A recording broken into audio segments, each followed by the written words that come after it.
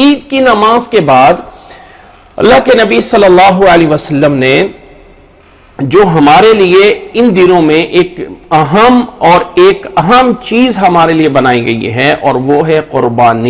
قربانی کرنا، ایک جانور جو ہے وہ ذبح کرنا، ایک جانور جو ہے اللہ کے راستے میں اس کو جو ہے وہ ذبح کر کے دینا۔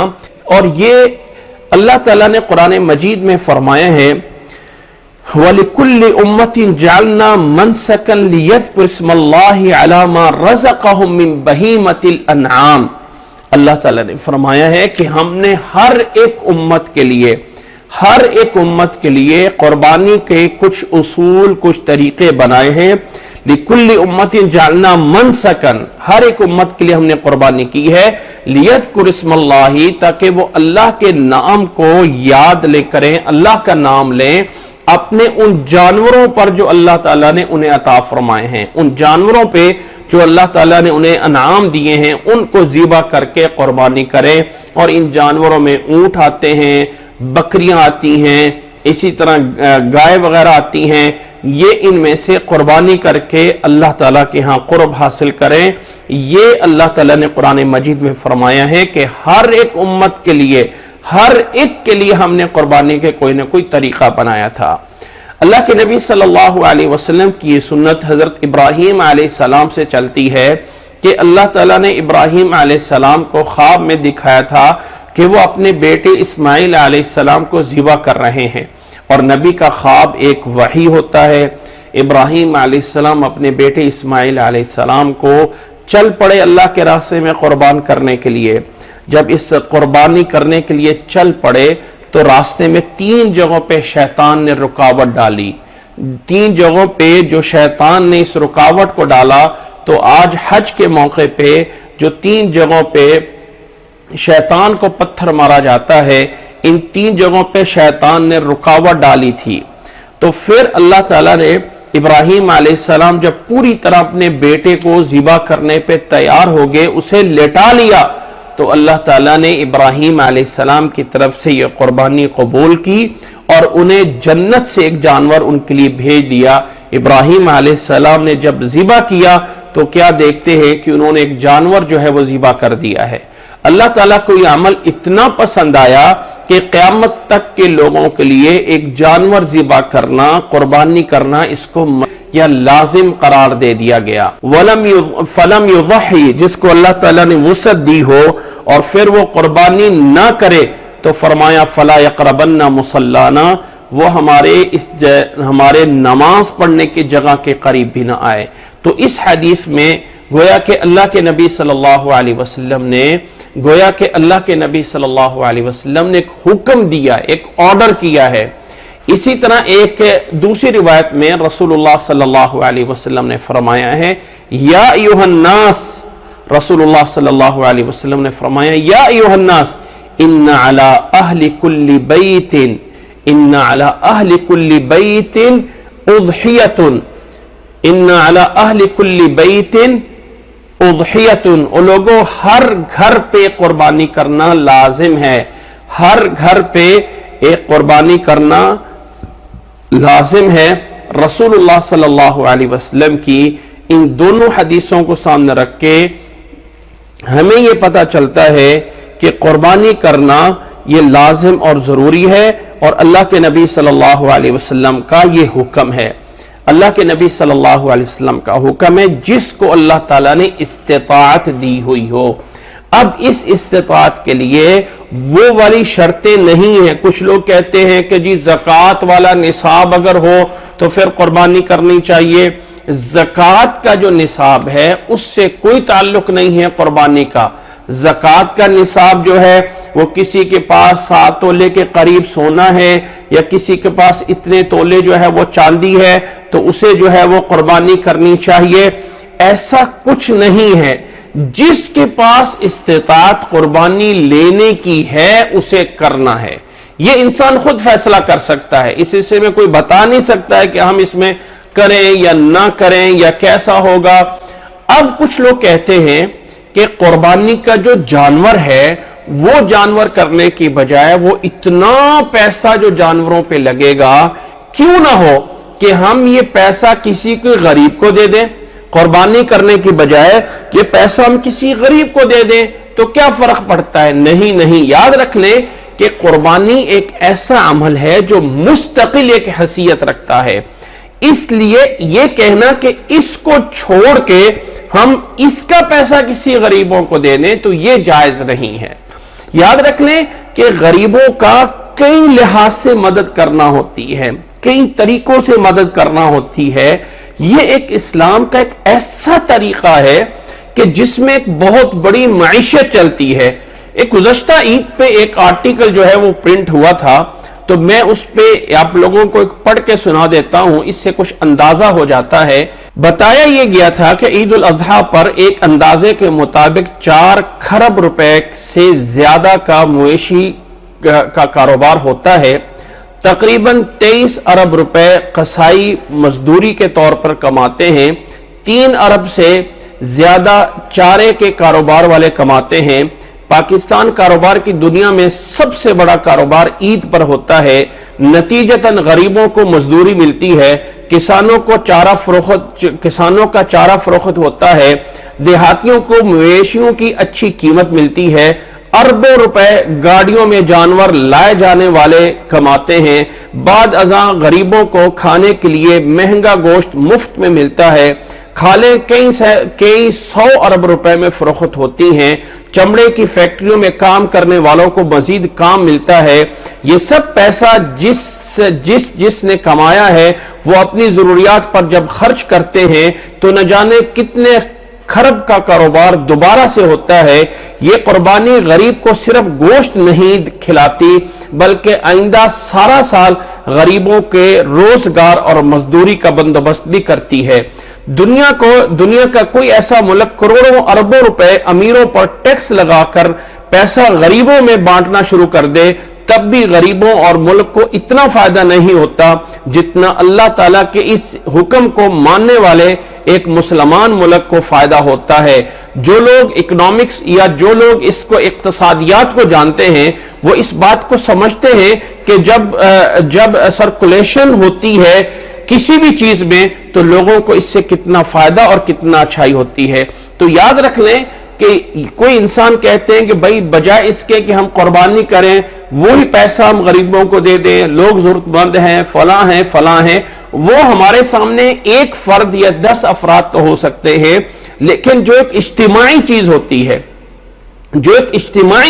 ہے اس کے اندر جو فائدہ ہوتا ہے وہ ہمیں بہت دیر بعد جا کے پتہ چلتا ہے۔ اس لیے یاد رکھ لیں کہ اللہ کے نبی صلی اللہ علیہ وسلم کی طرف سے یہ حکم ہے کہ جس کے پاس استطاعت ہو وہ قربانی کرے۔ من کان لہ سعۃ فلم یضحی فلا یقربن مصلانا۔ اسی طرح نسائی میں فرمایا یا ایھا الناس ان علی اہل کل بیت اضحیۃ،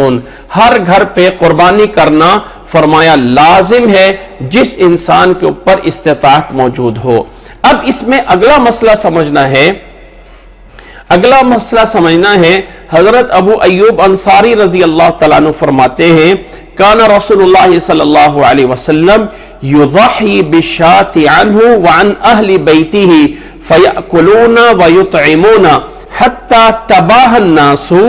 فصارت کما ترى۔ ترمذی میں یہ روایت ہے اور ابن ماجہ میں صحیح روایت ہے۔ حضرت ابو ایوب انصاری فرماتے ہیں کہ اللہ کے نبی صلی اللہ علیہ وسلم کے دور میں آدمی اپنی طرف سے ایک جانور ذبح کرتا تھا جو اس کی طرف سے بھی اور اس کے گھر والوں کی طرف سے بھی ہوتا تھا۔ اللہ کے نبی صلی اللہ علیہ وسلم کے دور میں ہر کوئی شخص اپنی طرف سے ایک قربانی کرتا تھا جو اس کی طرف سے اور اس کے گھر والوں کی طرف سے بھی ہوتی تھی، اور خود بھی کھاتے دوسروں کو بھی کھلاتے، یہاں تک کہ جب لوگوں نے فخر کرنا شروع کر دیا تو انہوں نے زیادہ سے زیادہ قربانیاں کرنا شروع کر دی۔ یہ بات فرماتے ہیں حضرت ابو ایوب انصاری رضی اللہ تعالیٰ عنہ، اور یہ روایت ترمذی میں اور ابن ماجہ میں موجود ہے۔ اللہ کے نبی صلی اللہ علیہ وسلم کی ایک وقت میں 9 بیویاں تھیں اور ہر بیوی کا الگ الگ حجرہ ہوتا تھا۔ گویا کہ اللہ کے نبی صلی اللہ علیہ وسلم کے 9 گھر تھے، لیکن اس کے باوجود اللہ کے نبی صلی اللہ علیہ وسلم کان یضحی بکبشین املحین اقرانین، اللہ کے نبی صلی اللہ علیہ وسلم 2 مینڈوں کی قربانی دیا کرتے تھے، 2 جانور ذبح کیا کرتے تھے، اور اس میں کوئی تخصیص نہیں ہوتی تھی کہ یہ اللہ کے نبی صلی اللہ علیہ وسلم اپنی طرف سے کر رہے ہیں یا یہ جانور اللہ کے نبی صلی اللہ علیہ وسلم اپنی فلاں بیوی فلاں بیوی فلاں بیوی کی طرف سے کر رہے ہیں، ایسا نہیں ہوتا ہے۔ اس لیے یاد رکھ لیں کہ جب ہم قربانی کرنا چاہتے ہیں تو پوری فیملی کی طرف سے، جو ایک جوائنٹ فیملی جو کھانا پینا اپنا ایک جگہ پہ پکاتے ہیں، جو کھانا پینا اپنا ایک جگہ پہ پکاتے ہیں، ایک جگہ پہ رہتے ہیں، ایک جگہ پہ کرتے ہیں، وہ اگر اپنے تمام مل کے ایک قربانی، اور ایک قربانی کا مطلب کیا ہے، ایک بکرا ذبح کر دیں یا گائے یا اونٹ کا ایک حصہ ڈال دیں۔ جو گائے ہوتی ہے اس کو 7 قربانیاں 7 حصے کیے جا سکتے ہیں، یعنی میکسیمم 7 حصے، ورنہ کوئی انسان پوری بھی اپنی طرف سے ذبح کر سکتا ہے۔ اور اونٹ جو ہے اس کے 7 حصے بھی کیے جا سکتے ہیں اور اس کے 10 حصے بھی کیے جا سکتے ہیں، 10 حصے بھی کیے جا سکتے ہیں، 10 لوگ مل کر بھی الگ الگ اس کی قربانی جو ہے وہ کر سکتے ہیں۔ تو ایک قربانی کا مطلب ایک حصہ یا ایک جانور بکرے کا ذبح کرنا ہے، پورے گھر کی طرف سے، پوری فیملی کی طرف سے کم از کم ایک ذبح ہونا یہ لازم ہے۔ اب اس کے اندر مینشن کرنا کہ یہ جو ہے قربانی میرے ابو کی طرف سے ہے یا بھائی کی طرف سے ہے یا بہن کی طرف سے ہے، اور پھر ذبح ہوتے وقت اس کا ہاتھ اس جانور کو لگوانا، ایسا کچھ احادیث سے ثابت نہیں ہے۔ جو ہم قربانی کریں گے وہ پوری فیملی کی طرف سے ہوتی ہے۔ ہاں اگر اللہ تعالیٰ نے وسعت دی ہے تو انسان 2 قربانیاں کر سکتا ہے، 2 قربانیاں۔ اللہ کے نبی صلی اللہ علیہ وسلم نے فرمایا ہے، من انفق زوجین دعی من ابواب الجنہ، جو جوڑا اللہ کے راستے میں دیتا ہے، جو جوڑا اللہ کے راستے میں دیتا ہے، وہ جنت کے 8 دروازوں سے بلایا جائے گا، وہ جنت کے 8 دروازوں سے آواز لگائی جائے گی۔ اس لیے اگر کوئی انسان استطاعت رکھتا ہے تو وہ 2 جانور ذبح کرے، اور اللہ کے نبی صلی اللہ علیہ وسلم اپنی پوری فیملی کی طرف سے 2 جانور، ہمیشہ اللہ کے نبی صلی اللہ علیہ وسلم 2 جانور اللہ کے نبی صلی اللہ علیہ وسلم ذبح کیا کرتے تھے۔ ہاں اگر انسان کبھی ایسا کر دے تو اللہ کے نبی صلی اللہ علیہ وسلم نے اپنے آخری حج کے موقع پہ اللہ کے نبی صلی اللہ علیہ وسلم نے اپنی طرف سے 100 اونٹ ذبح کیے تھے، 100 اونٹ اللہ کے نبی صلی اللہ علیہ وسلم نے ذبح کیے تھے، 1 2 3 4 بار نہیں ہے، پورے 100، اور وہ بھی 100 اونٹ اللہ کے نبی صلی اللہ علیہ وسلم نے ذبح کیے تھے۔ تو اگر کوئی انسان زیادہ استطاعت رکھتا ہے تو وہ 100 اونٹوں کی قربانی جو ہے وہ بھی کر سکتا ہے، اگر کسی نے استطاعت دی ہو۔ اور اللہ کے نبی صلی اللہ علیہ وسلم نے 100 میں سے 63 خود ذبح کیے تھے، 63 خود ذبح کیے، اور باقی دیے تھے کہ باقی دوسرے جو ہے وہ ذبح کر دیں۔ اللہ کے نبی صلی اللہ علیہ وسلم نے ایسا بھی کیا تھا۔ لیکن جو زیادہ مشروع ہے وہ یہ ہے کہ اگر میکسیمم کوئی زیادہ کرنا چاہتا ہے تو 2 قربانیاں کر دے، جس طرح کہ اللہ کے نبی صلی اللہ علیہ وسلم کیا کرتے تھے۔ اور اس میں دوبارہ میں اس بات کو کرنا چاہتا ہوں، یہ پوری فیملی کی طرف سے ہوتا ہے۔ اللہ کے نبی صلی اللہ علیہ وسلم جب دعا کیا کرتے تھے اس قربانی کو ذبح کرتے وقت، تو اللہ کے نبی صلی اللہ علیہ وسلم دعا کرتے تھے، اللہم تقبل منی ومن اہل بیتی، اور بعض روایت میں ومن آلی، کہ اللہ کے نبی صلی اللہ علیہ وسلم اس کو میری آل کی طرف سے، میرے گھرانے کی طرف سے اور میری طرف سے قبول فرما لے۔ یہ اللہ کے نبی صلی اللہ علیہ وسلم کیا کرتے تھے، اور یہ اللہ کے نبی صلی اللہ علیہ وسلم کا قربانی کرنے کا طریقہ تھا۔ اب یہاں پہ ایک بات تھوڑی سی بتا دی جائے کہ آج کل میں ایک بہت بڑا مسئلہ اٹھا ہوا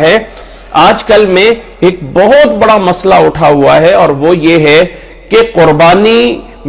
کیا ہم جو ہمارے بزرگ دنیا سے جا چکے ہیں، جو ہمارے فوت شدہ ہو چکے ہیں، والدین ہو چکے ہیں، کیا ہم ان کی طرف سے قربانی کر سکتے ہیں، یا کیا ہم اللہ کے نبی صلی اللہ علیہ وسلم کی طرف سے قربانی کر سکتے ہیں؟ تو اس کا جواب ہے نہیں۔ کیوں؟ یاد رکھ لیں کہ قربانی صرف مالی عبادت نہیں ہے، یہ صرف صدقہ نہیں ہے۔ کچھ لوگ وہ جو عام صدقے کی روایات ہیں، جو عام مالی عبادات کی روایات ہیں، ان سے دلیل لیتے ہوئے کہ جیسے ہم فوت شدہ کے لیے کوئی مالی صدقہ کر سکتے ہیں، کوئی مال خرچ کر کے صدقہ کر سکتے ہیں فوت شدہ کے لیے ایصال ثواب کے لیے، تو یہ قربانی بھی تو ایک ایصال ثواب ہے۔ تو اس کا جواب یہ ہے کہ قربانی اگرچہ مالی عبادت ہے لیکن اس کے مخصوص احکامات ہیں، اس کا مخصوص طریقہ ہے، اس کا ایک مخصوص ٹائم ہے، فلاں ٹائم پہ فلاں قسم کے جانور فلاں نے ذبح کرنے ہیں، اور اس کا حکم اور آرڈر اللہ کے نبی صلی اللہ علیہ وسلم نے دیا ہے، اس لیے اس کی اہمیت زیادہ ہے۔ اللہ کے نبی صلی اللہ علیہ وسلم کے سن 3 ہجری میں حضرت امیر حمزہ رضی اللہ تعالیٰ عنہ جنگ احد میں شہید ہوتے ہیں۔ اللہ کے نبی صلی اللہ علیہ وسلم کی 2 بیٹیاں آپ کی زندگی میں فوت ہوتی ہیں، اور اللہ کے نبی صلی اللہ علیہ وسلم کو ایک بہت بڑی محبوب شخصیت حضرت ختیجہ رضی اللہ تعالیٰ عنہ وفات پا جاتی ہیں، جن کی وفات پہ اللہ کے نبی صلی اللہ علیہ وسلم نے عام حزن قرار دیا تھا۔ اللہ کے نبی صلی اللہ علیہ وسلم بعد دفعہ حضرت ختیجہ کے سہیلیوں کے لیے تحفے بھیجتے تھے کہ تاکہ حضرت ختیجہ رضی اللہ تعالیٰ عنہ کو یاد کریں۔ اللہ کے نبی صلی اللہ علیہ وسلم کے 2 بیٹے فوت ہوتے ہیں، بچپن میں فوت ہو جاتے ہیں۔ ان تمام فوتگیوں میں کہیں بھی اللہ کے نبی صلی اللہ علیہ وسلم کی طرف سے یہ ثابت نہیں ہوا کہ آپ نے حضرت ختیجہ کے لیے قربانی کی ہو، آپ نے حضرت امیر حمزہ کے لیے قربانی کی ہو، آپ نے اپنی 2 فوت ہونے والی بیٹیوں کے لیے قربانی کی ہو، آپ اپنے 2 فوت ہونے والے بیٹوں کے لیے قربانی کی ہو۔ اسی طرح اللہ کے نبی صلی اللہ علیہ وسلم کے دور میں آپ صلی اللہ علیہ وسلم کے صحابہ حضرت ابوبکر، حضرت عمر، حضرت عثمان، حضرت علی رضی اللہ تعالی عنہم اجمعین، ان تمام صحابہ سے صحیح احادیث کی روشنی میں یہ بات ثابت نہیں ہوتی ہے کہ انہوں نے اپنے فوت شدہ کے لیے قربانیاں کی ہوں۔ جن علماء نے اس کی اجازت دی ہوئی ہے وہ اس بنیاد پہ کہ یہ ایک مالی عبادت ہے اور مال خرچ کرنا ہے، تو مال تو ہم کسی کے لیے فوت شدہ کے لیے کر سکتے ہیں ایصال ثواب کے لیے، تو یہ بھی ایصال ثواب میں ہے۔ تو اس کا جواب یہ کہ نہیں، یہ ایک مخصوص قسم کی عبادت ہے، اگرچہ مالی عبادت ہے لیکن ایک مخصوص ایسی عبادت ہے، اس کے لیے الگ سے دلیل چاہیے۔ اور اللہ کے نبی صلی اللہ علیہ وسلم کے دور میں باوجود اس کے اسباب ہونے کے، مواقع ہونے کے، اس کام کو نہیں کیا گیا۔ تو جب اللہ کے نبی صلی اللہ علیہ وسلم کے دور میں نہیں کیا گیا تو ہم اس کو سنت نہیں کہہ سکتے، اس کو عبادت نہیں کہہ سکتے، اس کو اسلام کا عمل نہیں کہہ سکتے۔ ہاں، ایک صورت میں کی جا سکتی ہے کہ فوت ہونے والے نے اپنی طرف سے کچھ وصیت کر گیا ہو کہ یہ والا میرا مال ہے، فوت ہونے والا اپنے مال میں سے تیسرے حصے تک کی کسی کام کے لیے بھی وصیت کر سکتا ہے کہ میرے مال کا جو تیسرا حصہ ہے وہ فلاں جگہ پہ لگا دیا جائے، فلاں جگہ پہ کر دیا جائے، وہ اس کی وصیت کر سکتا ہے۔ اگر فوت ہونے والے نے اپنا مال کچھ چھوڑا ہو اور کہا ہو کہ میرے اس مال سے جو ہے یہ والی چیز جو میں نے فلاں جگہ پہ وقف کی ہوئی ہے، مثلا زندگی میں ایک انسان نے اپنے کاروبار میں اپنی پراپرٹی میں سے ایک شاپ جو ہے وہ وقف کر دی اور کہا کہ اس کا جو آمدن ہے وہ اللہ کے راستے میں لگائی جاتی رہے اور اس آمدن سے میرے لیے ہر سال میں قربانی ہوتی رہے، تو اب یہ اس کا اپنا چھوڑا ہوا ہے اور یہ والا مال اس کے تیسرے حصے میں آتا ہو، تیسرے حصے سے زیادہ نہ آتا ہو، تو تیسرے حصے کے اندر اگر آتا ہو اور وہ وصیت کر کے گیا ہو اور اس کی وصیت کو پورے کرتے ہوئے اس کے لیے قربانی اگر کی جا رہی ہے تو یہ جائز ہے، کیونکہ یہ فوت ہونے والا خود بول کے گیا ہے، یہ کہہ کے گیا ہے، لیکن یہ اس کے کہے بغیر یا اس کے جو ہے وہ بتائے بغیر ہم یہ سمجھے کہ ہم خود اپنے والدین کی طرف سے، اپنے دادا دادی کی طرف سے، اپنے نانا نانی کی طرف سے، اپنے خالہ کی طرف سے، اپنے فلاں کی طرف سے فوت ہونے والے کے لیے قربانی کریں، تو یہ اسلام میں جائز نہیں ہے۔ اس کو جنہوں نے بھی اجازت دی ہے وہ جرنل احادیث، وہ جرنل صدقے کی باتیں وہ ذکر کر کے اجازت دی جاتی ہے۔ اور اسی طرح اللہ کے نبی صلی اللہ علیہ وسلم کے لیے قربانی کرنا وہ بھی جائز اس لیے نہیں ہے کہ اللہ کے نبی صلی اللہ علیہ وسلم سے محبت کرنے والے ہم سے کئی گنا زیادہ اللہ کے نبی صلی اللہ علیہ وسلم کے صحابہ تھے، کئی گنا زیادہ تھے، لیکن کسی صحابی سے یہ بات ثابت نہیں ہوئی ہے کہ وہ اللہ کے نبی صلی اللہ علیہ وسلم کے لیے الگ سے قربانی کرتے ہوں۔ ہاں اس کا ایک طریقہ موجود ہے، اس کا طریقہ موجود ہے، اور وہ یہ ہے کہ انسان جو اپنی قربانی کر رہا ہے، جو انسان اپنی قربانی کر رہا ہے، اس کے اندر یہ نیت کر لے کہ اے اللہ یہ جانور میری طرف سے اور میرے فوت شدہ والدین کی طرف سے اور میرے گھر والوں کی طرف سے قبول فرما لے، یہ جائز ہے، یہ اسلام میں جائز ہے۔ اللہ کے نبی صلی اللہ علیہ وسلم یہ بھی کیا کرتے تھے، اللہم تقبل منی ومن اہل بیتی وممن لا یضحی من امتی، او کما قال علیہ الصلوۃ والسلام، اللہ میری طرف سے اور میرے گھر والوں کی طرف سے اور میری امت کے ان لوگوں کی طرف سے قبول فرما لے جنہوں نے قربانی نہیں کی ہے۔ تو اس طرح کر کے انسان نیت کر سکتا ہے کہ اللہ میری طرف سے، میرے والدین کی طرف سے، میرے بچوں کی طرف سے، میری بیوی کی طرف سے، میرے فوت ہونے والے بھائی کی طرف سے، میرے فوت ہونے والے بہن کی طرف سے، میرے فوت ہونے والے دادا دادی سے، میرے فوت ہونے والے نانا نانی سے، ان سب کی طرف سے اے اللہ میری اس قربانی کو قبول فرما لے۔ اللہ کے نبی صلی اللہ علیہ وسلم کی قربانی کی دعاؤں میں ایک یہ دعا بھی ہے کہ اللہم تقبل منی ومن آلی، اللہ میری طرف سے اور میری آل کی طرف سے قبول فرما لے۔ جب آل بول دیا گیا تو اس میں سارے آ گئے، کوئی زندہ ہیں، کوئی فوت ہو گئے ہیں، سارے کے سارے آ گئے، لیکن الگ سے منشن کرنا، یاد رکھ لیں اللہ کے نبی صلی اللہ علیہ وسلم سے یہ بات ثابت نہیں ہے۔ اب یہ بات جب ہمیں پتہ چل گیا تو آگے ہمیں پتہ ہونا چاہیے قربانی کے لیے جو جانور ہے وہ ایک مخصوص ہوتا ہے کہ اس کی کچھ نشانیاں ہیں، کچھ اس کے اندر عیب ہے جن سے بچنا چاہیے، کہ جانور کم از کم دوندہ ہونا، جس کے سامنے کے 2 دانت نکلے ہوئے ہوتے ہیں اور وہ دانت نکل کے پھر ٹوٹ جاتے ہیں، وہ اس کو دوندہ کہا جاتا ہے، یا 2 سال کے بعد یہ آ کے ہوتا ہے۔ بالکل چھوٹا جانور قربانی کے لیے جائز نہیں ہوتا ہے۔ اسی طرح رسول اللہ صلی اللہ علیہ وسلم نے قربانی کے لیے کچھ عیب بتائے ہیں، ان سے بچنا جو ہے وہ لازم اور ضروری ہے۔ اللہ کے نبی صلی اللہ علیہ وسلم نے فرمایا تھا کہ حضرت براء بن عازب رضی اللہ تعالیٰ عنہ روایت کرتے ہیں کہ رسول اللہ صلی اللہ علیہ وسلم نے فرمایا العوراء البین عورها والمریضة البین مرضاها والعرجاء البین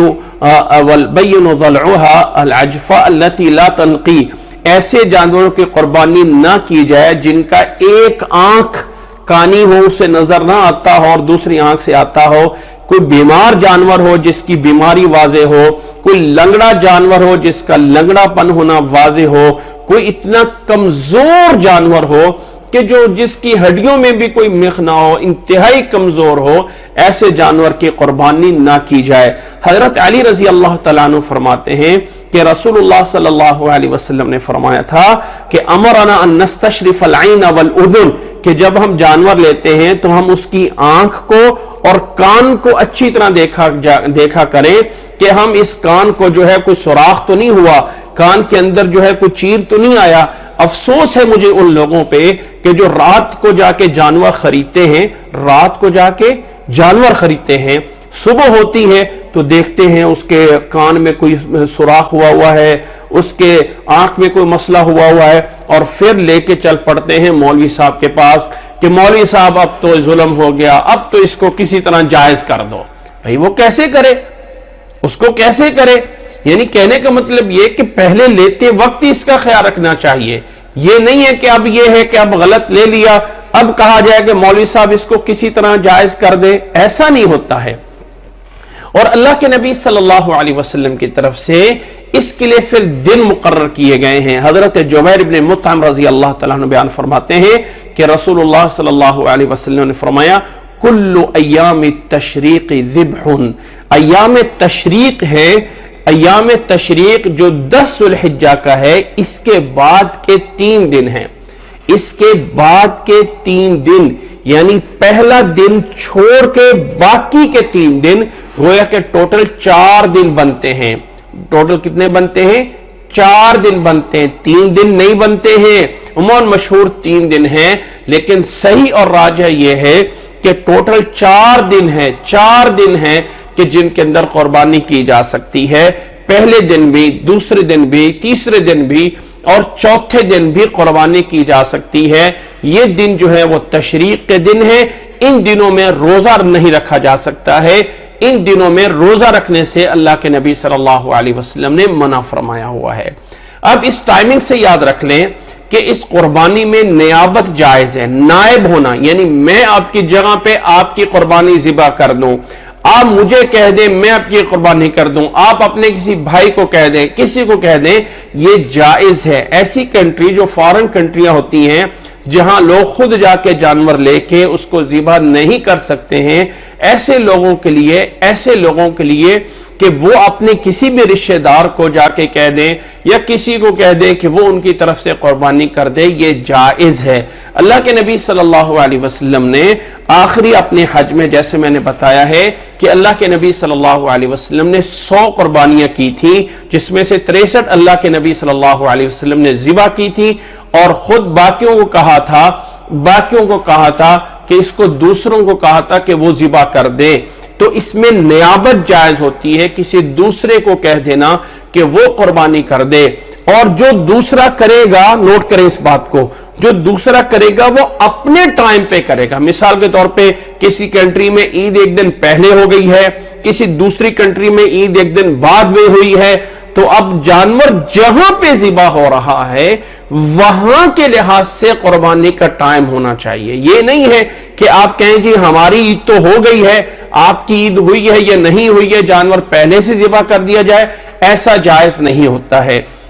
اور جب تک قربانی کا جانور ذبح نہیں ہوتا ہے اس وقت تک جس نے قربانی کرنی تھی اس کے لیے اپنے ناخن کاٹنا، بال اتارنا، جسم کے کسی حصے سے کوئی چیز اتارنا یہ جائز نہیں ہوتا ہے. جب قربانی کا جانور ذبح ہو جاتا ہے اس کے بعد جائز ہوتا ہے کہ وہ اپنے جسم سے کوئی چیز اتارنا چاہیں تو اللہ کے نبی صلی اللہ علیہ وسلم کی طرف سے یہ جائز ہے کہ اس طرح کر سکتے ہیں. اسی طرح یاد رکھ لیں کہ اس قربانی کے بارے میں کچھ ایسی روایات ہیں، کچھ ایسی موضوع روایات ہیں جن میں سے ایک روایت پیش کی جاتی ہے کہ جتنا اچھا جانور قربانی کا لوگے یہی قربانی کے جانور پل صراط پہ تمہاری سواریاں بنیں گی، پل صراط پہ تمہاری سواریاں بنیں گی. یہ روایت بھی ضعیف ہے. اسی طرح یہ کہنا کہ جتنے اس کے بال ہیں اتنی نیکی ملیں گی، یہ روایت بھی سندن صحیح نہیں ہے. اسی طرح کی اور بھی کچھ روایات ہیں جن سے یہ پتہ چلتا ہے کہ قربانی کے یہ روایات جو ہے یہ صحیح نہیں ہوتی، یا یہ قربانی قیامت والے دن جا کے جہنم سے ایک حجاب بنے گی، یہ روایت بھی صحیح نہیں ہے. اسی طرح کہ اللہ تعالیٰ نے کتب علی النہر ولم یکتبها علیکم وفی لفظ الاضحیٰ، یہ روایت بھی صحیح نہیں ہے. یہ قربانی کے کچھ احکامات ہیں، یہ اس کا ٹائم ہے، یہ اس کا طریقہ ہے. اللہ کے نبی صلی اللہ علیہ وسلم سے اس طرح کر کے اس کے احکامات بیان کیے گئے ہیں. عید کی نماز اگر قربانی کے دن عید کی نماز اور جمعے کا دن ایک دن آ جاتا ہے تو اگر ایک نماز پڑھ لی جائے تو دوسری نماز اس کی جگہ کفایت کر جاتی ہیں. اللہ کے نبی صلی اللہ علیہ وسلم کی طرف سے یہ کچھ احکامات آئے ہیں جس کا جاننا سمجھنا ہر مسلمان پہ لازم اور ضروری ہے. اللہ ہمیں سمجھنے کی اور اللہ ہمیں عمل کرنے کی توفیق عطا فرمائے. جزاکم اللہ احسن الجزاء. اللہ تعالیٰ سب کو جزائے خیر عطا فرمائے اور اللہ تعالیٰ ہمیں یہ مسائل سمجھنے کی اور عمل کرنے کی توفیق عطا فرمائے.